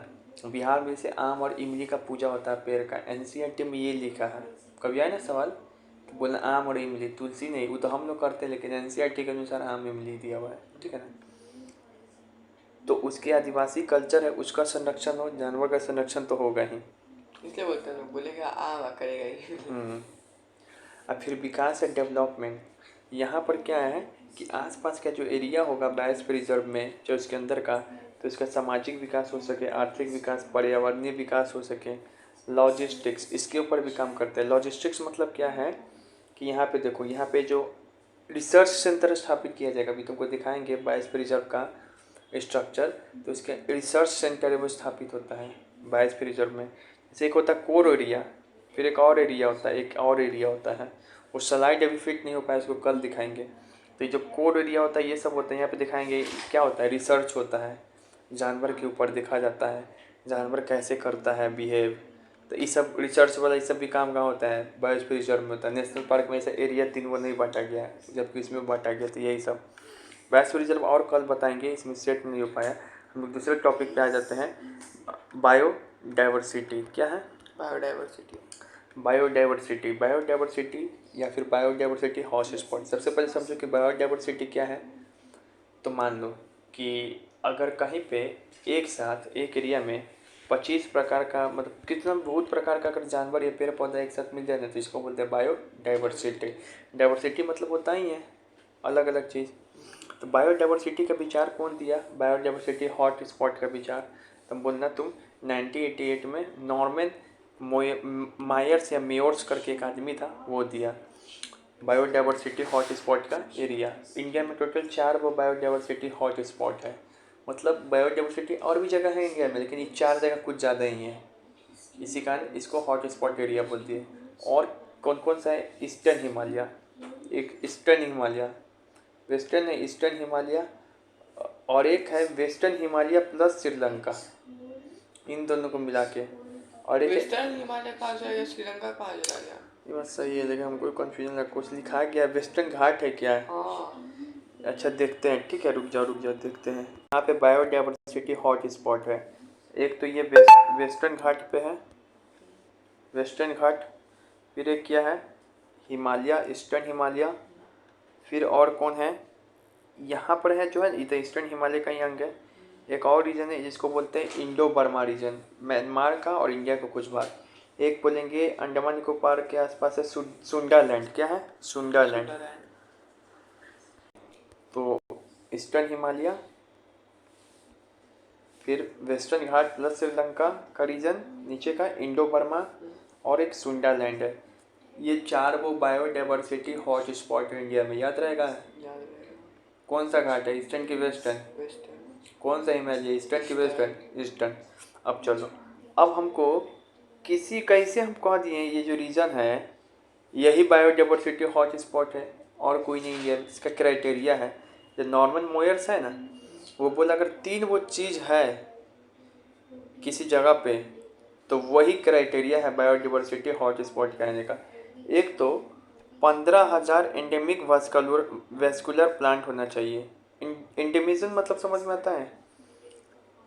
मान लो ये कोई भारत में, इतना बड़ा भारत है, तो किसी एक जगह पे 15,000 पौधा होना चाहिए। कैसा? जो सिर्फ वहीं पर मिले और भारत में कहीं पर नहीं मिले, पूरी दुनिया में कहीं पर नहीं मिले। और अच्छा, तभी बायोस्फीयर रिजर्व बनेगा। हॉट स्पॉट, बायोस्फीयर रिजर्व दूसरा चीज़ है, बायोडाइवर्सिटी मतलब हॉट स्पॉट बन जाएगा वो तभी। और ही सिर्फ ये नहीं होना चाहिए, हॉट स्पॉट कहने का मतलब और संवेदनशील एरिया है ये, तो इंडेमिज्म तो होना ही चाहिए। इंडेमिज्म मतलब होता है स्थानीयता, ठीक है ना। स्पीसीज रिचेट मतलब वहाँ पे 15,000 होना चाहिए, मतलब बहुत सारे स्पीसीज होना चाहिए। और कहने का मतलब है ये जो 15,000 में से 70% जो है वेजिटेशन इसका लॉस हो जाना चाहिए, ख़त्म हो जाना चाहिए, तभी नहीं इसका संरक्षण करेंगे। अच्छा चीज़ का थोड़ी संरक्षण होता है, जो ख़त्म होता है उसी का करता है, होने वाला रहता है। और 70% इसका लॉस्ट हो गया हो पार्ट, यानी कि थ्रेट में हो वो। 30% बचा है तो थ्रेट में आएगा, खतरा के रूप में आ रहेगा कि ये भी कहीं ना ख़त्म हो जाए। इसके ऊपर सवाल बताएंगे अभी, तब और समझ में आएगा। तो 15,000 प्लांट स्पीसीज इंडेमिक होना चाहिए, यानी कि वहीं का होना चाहिए। और 70% वेजिटेशन लॉस्ट हो गया और 30% जो बचा उसको थ्रेट हो, यानी खतरा हो। ऐसा 4 ही वो एरिया है भारत में, इसी कारण वो 4 एरिया को क्या बोलते हैं, बायोडाइवर्सिटी हॉट स्पॉट। ठीक है, 15,000 पौधा का समूह एक जगह होना हाँ, चाहिए। और जो वहीं पे मिलना चाहिए, और भारत में कहीं नहीं, पूरे दुनिया में कहीं नहीं। ठीक है, अब आते हैं यहाँ पे IUCN लिस्ट क्या होता है सर, IUCN लिस्ट। तो देखो अब आते हैं थोड़ा जानवर की ओर, और पेड़ पौधा में भी होते हैं। देखो IUCN एक संस्था है, इसका नाम है international union for conservation of nature. Nature के कंजर्वेशन के लिए काम करता है। इसका हेड क्वार्टर है स्विट्जरलैंड में। एक बुक जारी करता है, इस बुक का नाम है रेड डाटा बुक, कि तुमको कभी हम याद कराए हुए हैं 7th में। Red data book, red data book है ना, ये संस्था जारी करता है IUCN। इसमें ना जानवर का कैटेगरी है 9 प्रकार का रेड डाटा बुक में, 1 2 3 4 5 6 7 8 9। इसमें लिख दिया है कोई, जैसे कोई विलुप्त हो गया है, कोई विलुप्त होने वाला है, कोई विलुप्त हो रहा है, कोई एकदम सेफ है, ऐसे करके 9 वो कैटेगरी बनाया है उसके स्थिति के आधार पे। तो उसी यही रेड डाटा बुक, ठीक है। एक प्रोग्राम भी लॉन्च किया था IUCN, नेचर 230 प्रोग्राम, मतलब 2030 program. It is in convenes IUCN world conservation congress after every 4 year. ये अपना है ना सम्मेलन करता है IUCN हमेशा, हर एक 4 साल पे एक बार, 4 साल में एक बार। IUCN क्या करता है, जितना भी वर्ल्ड स्तर पे है, वैश्विक स्तर पे पिछले 50 सालों में जो है कोई चीज़ है, 50 सालों में कोई हाथी है, तब हाथी 50 सालों में इसका क्या स्थिति रहा, उसी के आधार पे हम IUCN के अंदर जो रेड डाटा बुक है उसमें शामिल करेंगे। ये डेंजर है, वल्नरेबल है, कि विलुप्त हो चुका है, बहुत सारा जानवर पेड़ पौधा विलुप्त हो गया तो इसको विलुप्त कहेंगे। तो 50 साल उसका निगरानी किया जाता है, तो वो IUCN निगरानी करेगा और उसको रेड डाटा बुक में क्या करेगा, उसको कैटेगराइज करेगा, ठीक है। तो IUCN जो है रेड डाटा बुक वो 9 कैटेगरीज में जानवर को बांटता है। कितने कैटेगरी में? 9। 9 कैटेगरी में, ठीक है। इधर करो। हाँ, तो IUCN जो रेड डाटा बुक है उसमें जानवर को कितना कैटेगरीज में, जानवर या पेड़ पौधा को कितना कैटेगरीज में बांटा गया? 9। पहला कैटेगरी एक्सटिंक्ट, यानी कि वो पूरा विलुप्त हो गया। जैसे डायनासोर को किस में डाल दिए? एक्सटिंक्ट, समाप्त हो गया। और डायनासोर का नाम किस में लिख दिए? एक्सटिंक्ट। दूसरा है extinct to wild, extinct to wild, यानी कि वह पूरे तरीके से समाप्त नहीं हुआ है, लेकिन वन से समाप्त हो गया, जंगल से वो कहीं समाप्त हो गया, कहीं और पे है। उसको हम लोग कहाँ पे रखें? जैसे कि जंगल से वो गायब हो गया है, तो मान लीजिए उसको हम रख दिए हैं कहाँ पे, एक 2 शो पीस में रख देते हैं हम लोग, कहाँ कोई पार्क उर्क में रख दिए हैं, नेचुरली जहाँ पे रहता था वहाँ पे नहीं मिलेगा, तो उसको बोलते हैं हम लोग एक्सटिंक्ट टू वाइल्ड, यानी कि वनों से विलुप्त। इसको शॉर्टकट में शो करते हैं EW, क्या शो करते हैं? EW। अब वो तो हुआ, अभी 3 वो ज़्यादा इंपॉर्टेंट है। तीसरा नंबर पे क्रिटिकली इंडेंजर्ड, मतलब अति संकटग्रस्त, ठीक है ना। यहाँ से हम लोग बचाव का शुरुआत करते हैं। ये खत्म हो गया तो इसको क्या बचाव करें, ठीक है ना। तो इसको क्या रीज़न, इसमें क्या है, इसको शॉर्टकट में लिखते हैं हम लोग, साइंटिस्ट लोग लिखेगा क्रिटिकली इंडेंजर्ड को CR या फिर CE, ठीक है। इसमें क्या होता है कि जब प्रजाति का उनका प्राकृतिक आवास से विलुप्त होने का खतरा बना हो। देखो, प्राकृतिक आवास मतलब वो जंगल से विलुप्त होने का उसका खतरा बना हो। खतरा अभी बना हुआ है, पूरा विलुप्त नहीं हुआ है, खतरा अभी बना हुआ है। प्राकृतिक आवास, हाँ, जहाँ वो रहता है वो जगह, वहाँ से ख़त्म होने का उसका प्रॉब्लम स्टार्ट हो गया है। और इसका क्या है, किसी जानवर को क्रिटिकली इंडेंजर्ड घोषित करना है तो देखो यहाँ कंडीशन लिखा है, पिछले 10 साल में उसका 90% जनसंख्या समाप्त हो गया हो, तो ऐसे जानवर को कह देंगे क्रिटिकली इंडेंजर्ड है। और अभी इसका वर्तमान में मात्र 50 से भी कम संख्या बचा हो तो क्रिटिकली इंडेंजर्ड कहेंगे।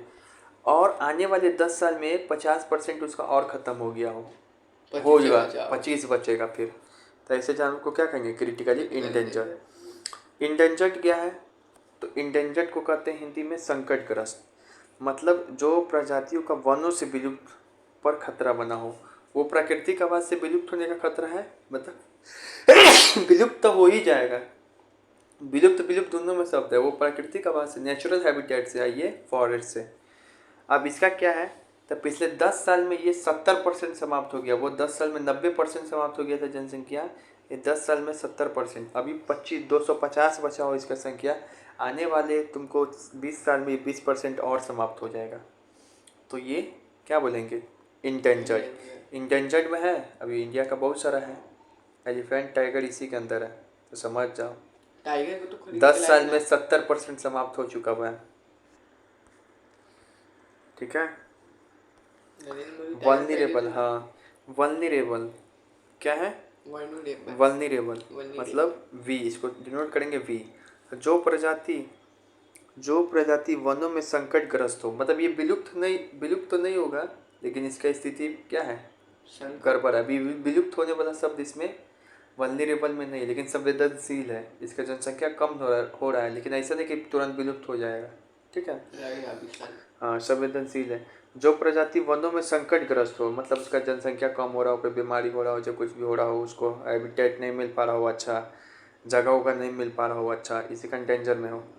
ये 10 साल में 50%, इसका भी कंडीशन है कि वो 10 साल में 90% था, फिर उसके बाद पड़े इंडेंजर में 10 साल में 70%, इसका 10 साल में 50% समाप्त हो गया हो।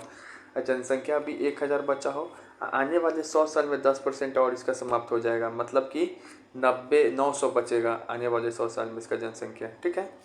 उसके बाद ये सब उतना इम्पोर्टेंट नहीं है, नियर थ्रेटेंड मतलब अभी थ्रेट खतरा होने के नज़दीक हो, लेस थ्रेटेंड कम खतरा है, डाटा इज इनडिफिशियंट अभी पता नहीं है, डाटा नॉट इवेल्युएटेड मतलब इसके बारे में उतना जानकारी नहीं मिल रहा है। तो ये सब है, 9 वो लिस्ट हो गया, इसमें 3 वो लिस्ट ज़्यादा इंपॉर्टेंट है, वल्नरेबल, इंडेंजर, क्रिटिकली इंडेंजर। इसी पे काम करते हैं हम लोग, ये 3 को काम करने की ज़रूरत नहीं, इस तो समाप्त हो गया। और डेंजर का सिचुएशन कैसे बढ़ता है, पहले जानवर ऐसे बढ़ता है, ऐसे से ऐसे नीचे से ऊपर की ओर, धीरे धीरे धीरे धीरे, ठीक है, समझ में आ ध्यान गया। ना दिया जाता हूँ। चलो अब लिस्ट देखते हैं यहाँ पे। इंडेंजर्ड में कौन सा मिले अब इंडिया में, तो Sangai deer endanger, lion tail macaque मतलब एक ऐसा लायन होता है ना उसका मूड़ा का बंदर टाइप का, नीलगिरी ताहार अपना नाम तुम सोच रहे हैं, नीलगिरी ताहार, नीलगिरी में एक जो डियर मिलता है वहाँ पे इसको बोलते हैं नीलगिरी ताहार। एक गोल्डन लंगूर होता है वही इंडेंजर है।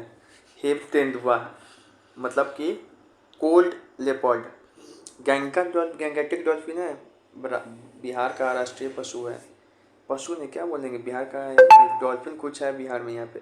डॉल्फिन मिलता भी है बिहार में? हाँ, लाल पांडा, रेड पांडा, पैंगोलिन ये सब इंडेंजर्ड है। वल्नरेबल में कौन कौन है, तो चमड़ा वाला कछुआ, fishing cat, gaur, Indian bison, olive ridley sea turtle, sea dugong समुद्र के अंदर वो गाय जैसा चलता है उसको बोलते हैं सी डुगोंग, स्लोथ बियर बहुत लोथ जैसा बियर रहता है इसका नाम इसका स्लोथ पड़ा, लीपर्ड, चीता, सांबर, वन हर्ड डायनासोर। तो देखो चीता उता शेर उर को इसमें रखा गया वल्नरेबल, अभी वल्नरेबल पोजीशन में है वो सब, समझ में आ गया। और सब भी जानवर है बहुत सारा तो इंडेंजर्ड में है, क्रिटिकली इंडेंजर्ड में है, मतलब इंडेंजर्ड बता दिए, वल्नरेबल और बहुत सारा क्या है क्रिटिकली इंडेंजर्ड, ठीक है। अब यहाँ पे देखो ये जो है रेड डाटा बुक, तो रेड डाटा बुक में क्या केवल जंतु प्रजाति को ही रख रहे हैं, पेड़ पौधा इस सबको भी शामिल, इस सबको भी लिस्ट बनाया जाता है, कौन डेंजर है, कौन क्रिटिकली इंडेंजर है, कौन विलुप्त हो गया है, ये सब चीज़। बायोडाइवर्सिटी हॉट स्पॉट टर्म कौन दिया था तब, मियोन। और ये बायोडाइवर्सिटी टर्म कौन देगा तब बोलना वॉल्टर जी रोजन, ठीक है ना। सबसे पहले बायोडाइवर्सिटी के ऊपर सम्मेलन कब हुआ था, तो 1992 में ब्राज़ील में हुआ था। हॉट स्पॉट टर्म कौन दिया था, तो मेयोर्स या मियोन जो है, नॉर्मन मेयोर्स या मियोन। Most biodiversity found in arthropoda एक है, क्लास 9 में डिलीट कर दिया आप, 11th में वो चैप्टर, तो उसमें इंसेक्ट वगैरह ये सब है। ऑर्थोपोडा सबसे ज़्यादा बायोडाइवर्सिटी उसी में पाया जाता है, कीड़े मकोड़ा में सबसे ज़्यादा बायोडाइवर्सिटी पाया जाएगा। बहुत प्रकार का होता है। बायोडाइवर्सिटी यानी कि जैव विविधता 3 प्रकार का होता है, आनुवांशिक विविधता, प्रजाति विविधता, सामुदायिक विविधता। मतलब आनुवांशिक मतलब कि एक जानवर दिखने में सेम लगेगा लेकिन उन दोनों के जीन में अंतर रहेगा। प्रजाति मतलब उसका जाति दूसरी जाति से अलग। सामुदायिक विविधता मतलब कोई इसका समुदाय अलग है शेर का, उसका अलग है, ऐसा टाइप का, ठीक है ना।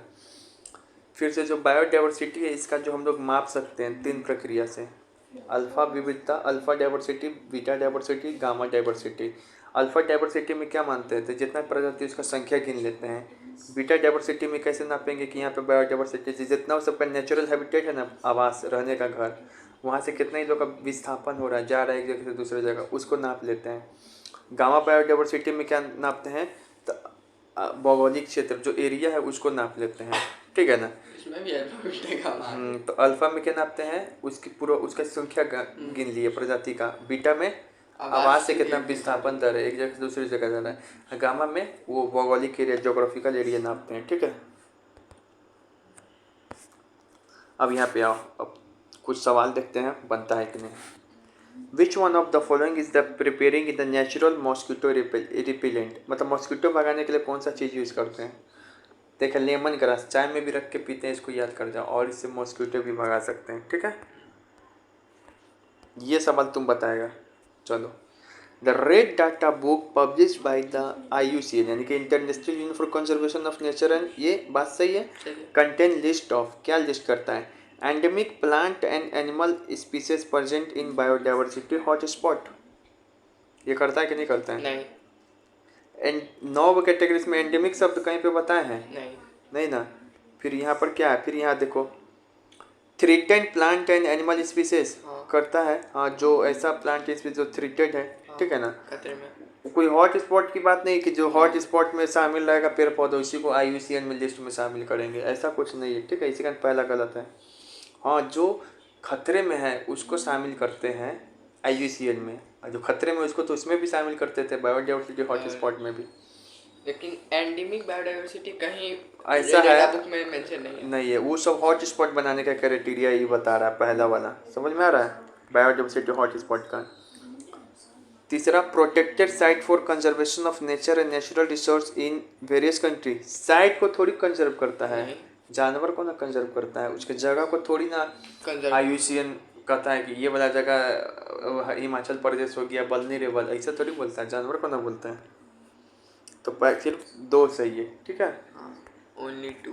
तो देखो ये 9 कैटेगरी बताए हैं, not evaluated, deficient, concern, threatened, vulnerable. देखो थ्रेटेंड शब्द है, endangered, critical endangered, extinct to world extant. इसमें इंडेमिक शब्द कहाँ है? साइट को कंजर्व नहीं करते हैं। इंडेमिक टाइप जो वर्ड है 9 कैटेगरी टाइप में शामिल नहीं है, ठीक है। अच्छा ये बताओ, which of the following is not a site for the in situ method of conservation of flora. देखो ये तुमको बता रहे ये कैसे बनेगा। एक होता है एक होता है एक्स सीटू मेथड कंजर्वेशन, एक होता है इन सीटू मेथड कंजर्वेशन। मतलब कि जानवर या पेड़ पौधा को कंजर्व करना है तो साइंटिस्ट लोग 2 मेथड बनाए हुए हैं, इन सीटू, एक्स सीटू। बहुत बार पूछता है ये, तुमको लगता नहीं पूछेगा लेकिन तुम सीख लो, ये सब इतना टेक्निकल बात। इन सीटू मेथड और एक्स सीटू मेथड। देखो साइंटिस्ट लोग है ना, बोला अगर हमको मान लो कोई शेर है ये, और ये शेर है ना इस पार्क में रहता है, शेर जो है ये, अरे नहीं हो रहा है, ये शेर जो है इस पार्क में रहता है, दूर यार गंदा बन गया हटा, ये शेर है, ठीक है। और ये शेर जो है ना ये इस पार्क के अंदर रहता है, तो हमारे पास इसको कंजर्व करने का 2 रास्ता है। दिमाग लगाओ कैसे। एक तो हो सकता है इस पार्क के अंदर इस शेर के लिए हम बढ़िया सा घर बना दें, कोई चीज़ कर दें, नेशनल पार्क रहेगा, नेशनल पार्क है तो इसी के अंदर कुछ चीज़ कर दें। ये वाइल्ड लाइफ सेंचुरी है तो इसी के अंदर शेर है तो इसमें कुछ कर दें। ये बायोस्फीयर रिजर्व है तो इसी के अंदर शेर है तो इसको कुछ कर दें। रिजर्व फॉरेस्ट है या प्रोटेक्टेड फॉरेस्ट है तो इसी के अंदर शेर है तो इसको कुछ कर दें। तो मतलब जहाँ उसका पहले से घर है उसको वहीं पे उसको हम बढ़िया तरीके से खाना पीना दे रहे हैं, घर और बना दिए। दूसरा तुम ये भी कर सकता है, इसको हम अपने मन से एक बॉटनिकल गार्डन बना दें, हॉर्टिकल्चर बना दे, चाहे कहीं भी कोई भी जगह हो बॉटनिकल गार्डन बना सकते हैं, हॉर्टिकल्चर बना सकते हैं, रेशनल गार्डन बना सकते हैं। इस शेर को उठा के लाए और इसमें डाल दिए। तो साइंटिस्ट लोग इसको नाम दिया, जब उसी जगह पे किसी जानवर को संरक्षण कर रहे थे उसी का नाम है इन सीटू, इन सीटू अंदर में, ठीक है। और जब एक जगह से उठा के जानवर को दूसरे जगह कंजर्व करते हैं तो उसी का नाम है एक्स सीटू। मजा आया? हाँ। एक्स सीटू कंजर्वेशन, ठीक है। तुम्हारी बहन को भी 12th में इन सीटू पढ़ना है, ठीक है, इसको रुचि को। तो तुम समझ जाओ अभी, ये बाद में ज्ञान देना। In situ ex situ. National park क्या है? इन सीटू का एग्जांपल है। नेशनल पार्क है तो उसी के अंदर कर दिए, वाइल्ड लाइफ सेंचुरी भी है तो उसी के अंदर कर दिए जानवर को, बायोस्फीयर रिजर्व है तो उसी के अंदर कर दिए, नेचर रिजर्व है उसी के अंदर कर दिए, फॉरेस्ट है तो ये सब है उसी के अंदर हम लोग कर दिए। लेकिन जैसे जियोलॉजिकल पार्क होता है अपने से बनाया जाता है पार्क, पार्क में रहता थोड़ी ना पहले से जानवर, उसको ज़बरदस्ती ला के रखा जाता है। जो भी पार्क नाम से, botanical park, geological park, horticulture या फिर रिक्रिएशनल गार्डन, गार्डन में भी है तो गार्डन में थोड़ी ना जानवर रहता है, उसको ला के रखा जाता है उसमें। तो ये सब एग्जांपल हो गया, क्या हो गया? एक्स-सीटू। जैसे अभी यहाँ पे एक एग्जांपल दिया हुआ है कि एक मध्य प्रदेश से आया और घड़ियाल को हम पानी के अंदर रख दिए, तो घड़ियाल को वहाँ के पानी से हटा के दूसरे जगह के पानी में रख दिए, वहाँ का पानी गंदा था, तो वो दूसरे जगह रख दिए तो XC2 हो गया ना। XC2 हो गया, ठीक है, निकाल दिए, पानी को साफ नहीं किया, आदमी को निकाल दिया। अब यहाँ पे अब तुमसे बन जाएगा सवाल। अब पढ़ो, यहाँ पे पूछ रहा कौन इन सीटू मेथड नहीं है। इन सीटू मतलब बाहर में ले जा रहे हैं वो मेथड। बायोस्फीयर तो वहीं पे है, तो ये होगा बॉटनिकल गार्डन आंसर होगा। ठीक है, कितना टफ क्वेश्चन है, कॉन्सेप्चुअल क्वेश्चन है। कॉन्सेप्चुअल है। अब यहाँ पे देखो, अभी तुम ये भी बनाएगा तो तुमको मजा आएगा। यहाँ देखो, the three of the following criteria have the contributed to the recognition of the Western Ghats, Sri Lanka, Indo-Burma region as hot spot biodiversity in India।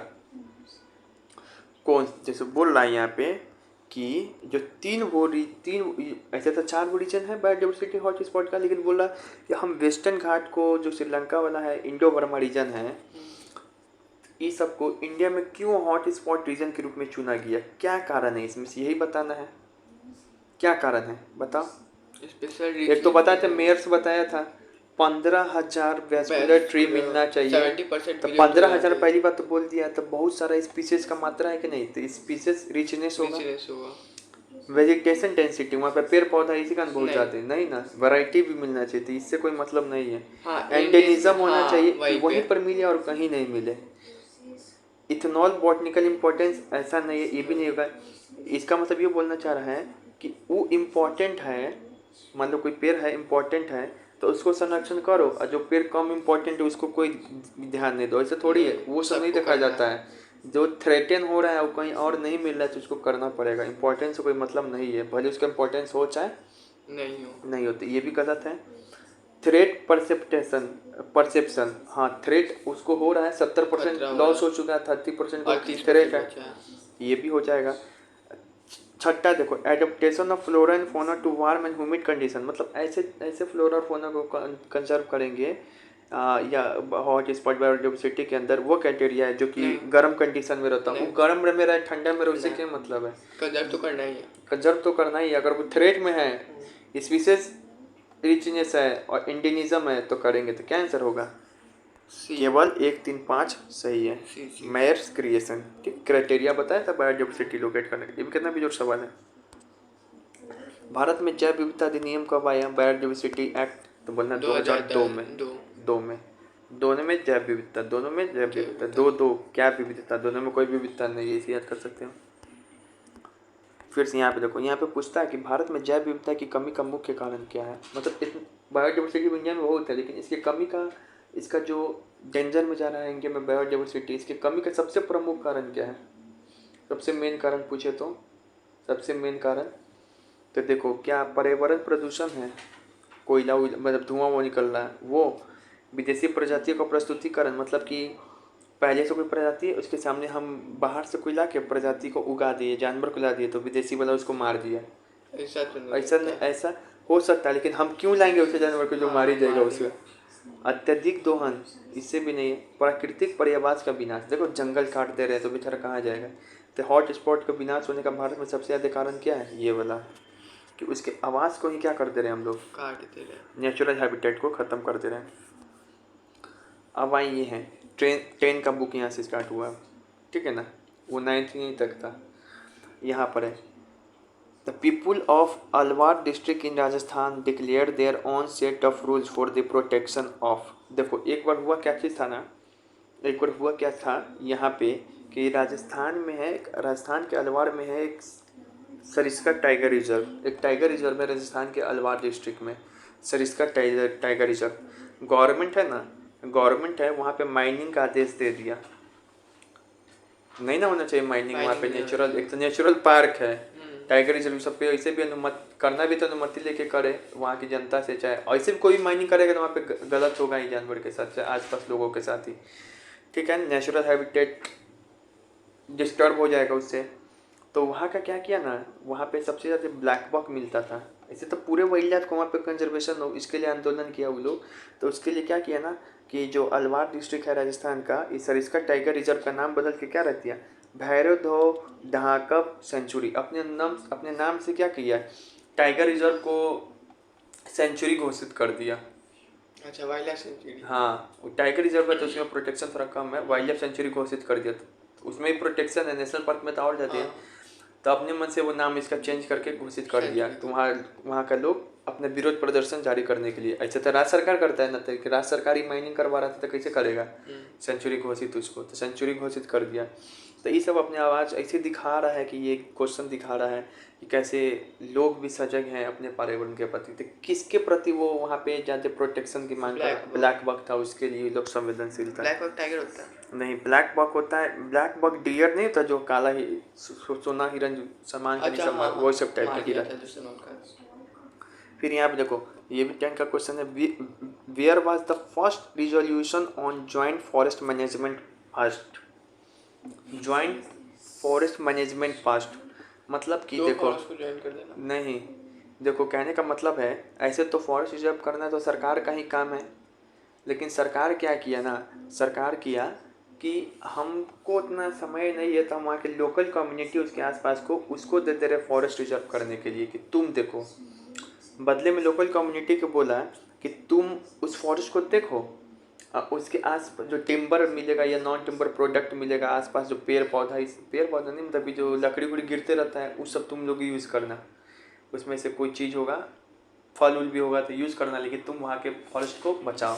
तो इससे आज स्थानीय लोग को भी फायदा है, लोकल गवर्नमेंट को भी, और फॉरेस्ट को भी फायदा है कि फॉरेस्ट को भी देखते रहेगा, सरकार का कितना खर्च आएगा ऐसे बढ़ना, ठीक है ना, कि वहाँ पे कोई और घर नहीं बना ले। तुमको यूज करना है सामान हल्का फुल्का ले लो, बाकी देखो कि कोई घर उर नहीं बना रहा है, कोई फैक्ट्री उक्ट्री नहीं लगा रहा है, कोई तस्करी तो जानवर का नहीं कर दे रहा है रातों रात, तो ये सब ऐसा करना। तो ये जॉइंट फॉरेस्ट मैनेजमेंट यही है। 90 तस्करी भी होता है? होता नहीं है, जानवर का तस्करी बहुत महंगा होता है, कितना लोग एयरपोर्ट पे पकड़ाता है, बहुत पैसा है उसमें। तो जॉइंट मैनेजमेंट ये है, तो सुनो, तो जॉइंट फॉरेस्ट मैनेजमेंट, ठीक है ना, ये है। तो 1988 में शुरू हुआ, ये लोकल पीपुल इसमें इसको जिम्मेदारी दिया गया कि तुम फॉरेस्ट मैनेजमेंट करो, उसके बदले तुमको लोकल आदमी को क्या मिलेगा, नॉन टिम्बर फॉरेस्ट प्रोडक्ट। जो टिम्बर है, टिम्बर का पेड़ होता है टिम्बर, तो उसमें से जो प्रोडक्ट है डायरेक्टली जो नहीं है वो तो डायरेक्ट ले जाओ, जो नॉन टिम्बर प्रोडक्ट है, जो टिम्बर से मिलेगा प्रोडक्ट, उसमें सरकार का भी शेयर आएगा और तुम्हारा भी शेयर मिलेगा। ये सब चीज़ कहाँ हुआ था शुरू? 1988 में ओडिशा। अब यहाँ पे इसी के ऊपर एक और क्वेश्चन भी है।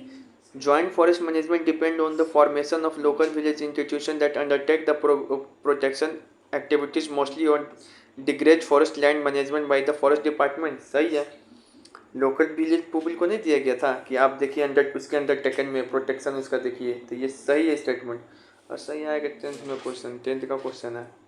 फिर statement 2, in return the member of this communities are entitled intermediary benefits like non-timber forest product and share in the timber harvested by the successful protection. बोला था कि अगर तुम सक्सेसफुल प्रोटेक्शन कर लेगा तो तुमको नॉन टिम्बर फॉरेस्ट प्रोडक्ट तो डायरेक्ट मिल जाएगा, लेकिन जो टिम्बर प्रोडक्ट है उसमें से तुमको शेयर मिलेगा। तो दोनों सही है, देख लो 10th का क्वेश्चन है, सही आता है। अब आओ यहाँ पे एक है 10th के बुक में दिया हुआ है कि भारत में बाघों की संख्या क्यों कम हो रही है।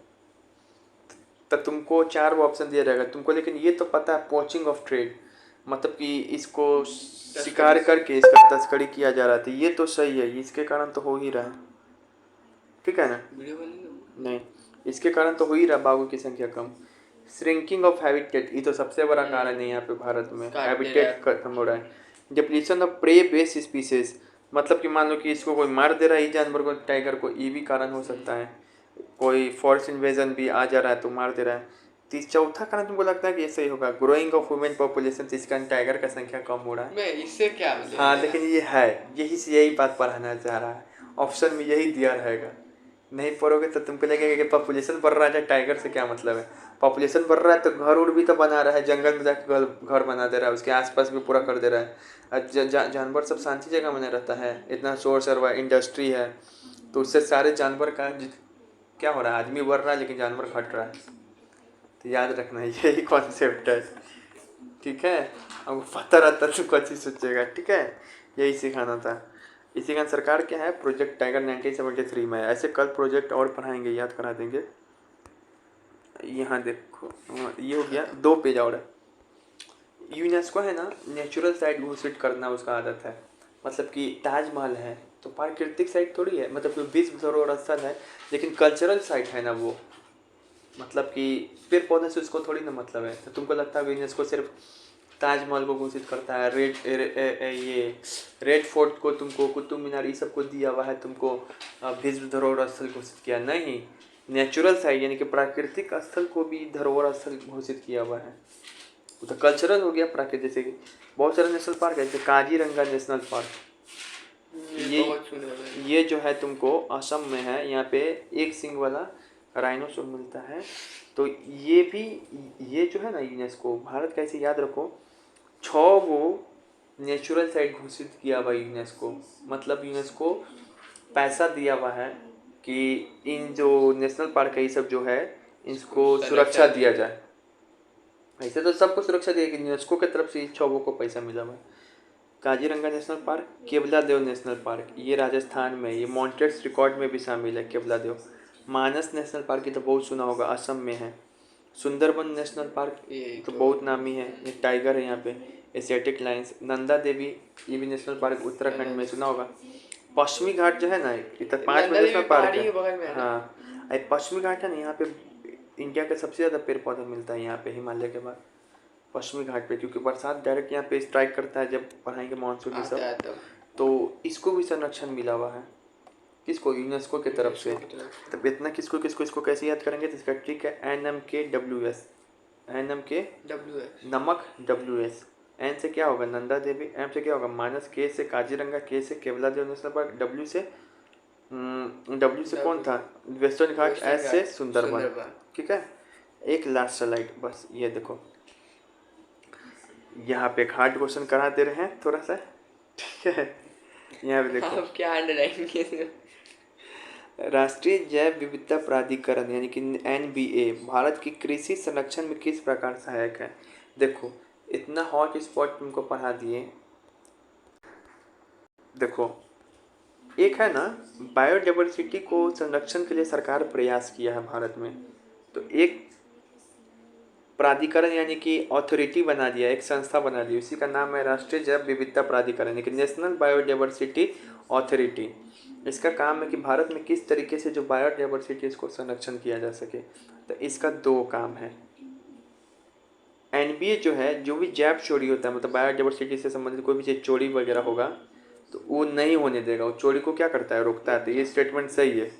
दूसरा काम क्या करता है NBA, कि NBA है, NBA अगर मान लो कि जो बहुत सारा ये है बायोडाइवर्सिटी है आसपास में, और वहाँ से लेके अगर मान लो बायोडाइवर्सिटी में से कोई पेड़ लेके और कोई आदमी उससे दवाई बना दिया, बना सकता है कोई भी साइंटिस्ट रिसर्च करके, तो वो दवाई बना दिए तो वो दवाई को बेचने का अधिकार उसी के पास है ना, ये रजिस्टर होगा उसका, उसको बोलते हैं इंटेलेक्चुअल प्रॉपर्टी राइट, पता है? IPR बोलते हैं उसको तुम नहीं समझे? हाँ, प्रॉपर्टी राइट हो गया। जैसे फेसबुक का है तो मार्क जकरबर्ग का ही है, कोई और नहीं ले सकता। तो NBA की अनुमति से ही उसको ये राइट मिलेगा। एंड ठीक है, NBA का ये 2 काम है, चोरी रोकता है, एक ये राइट देने वाला काम है। ये भी पूछा था, इसको लगा कि ये काम नहीं है NBA का, जबकि ऑप्शन में दिया हुआ था, ये गलत बात है। NBA कृषि पादपों के अनुवांशिक संशोधन पे चल रहे वैज्ञानिक अनुसंधान को प्रत्यक्ष मॉनिटर करता है, इसका निरीक्षण करता है। नहीं, बोल रहा है यहाँ पे कोई भी एग्रीकल्चर प्रोडक्ट है तो उसके जीन में क्या परिवर्तन आ रहा है, ये भी काम NBA देखता है, ये NBA नहीं देखता। इसके लिए भारत सरकार एक और संस्था बनाया हुआ है, GEAC। जी मतलब होता है जेनेटिक, E मतलब होता है इंजीनियरिंग, A मतलब होता है याद नहीं आ रहा है शायद एस्टिमेशन होता है, C मतलब कमेटी होता है, वो बनाया हुआ है ये जो। तो GEAC ये वाला काम करता है, बाकी दोनों NBA काम करता है। NBA कब बना था? अभी बायोडाइवर्सिटी एक्ट बनाए थे 2002, उसी के तहत 2003 में बना था ये NBA। ठीक है।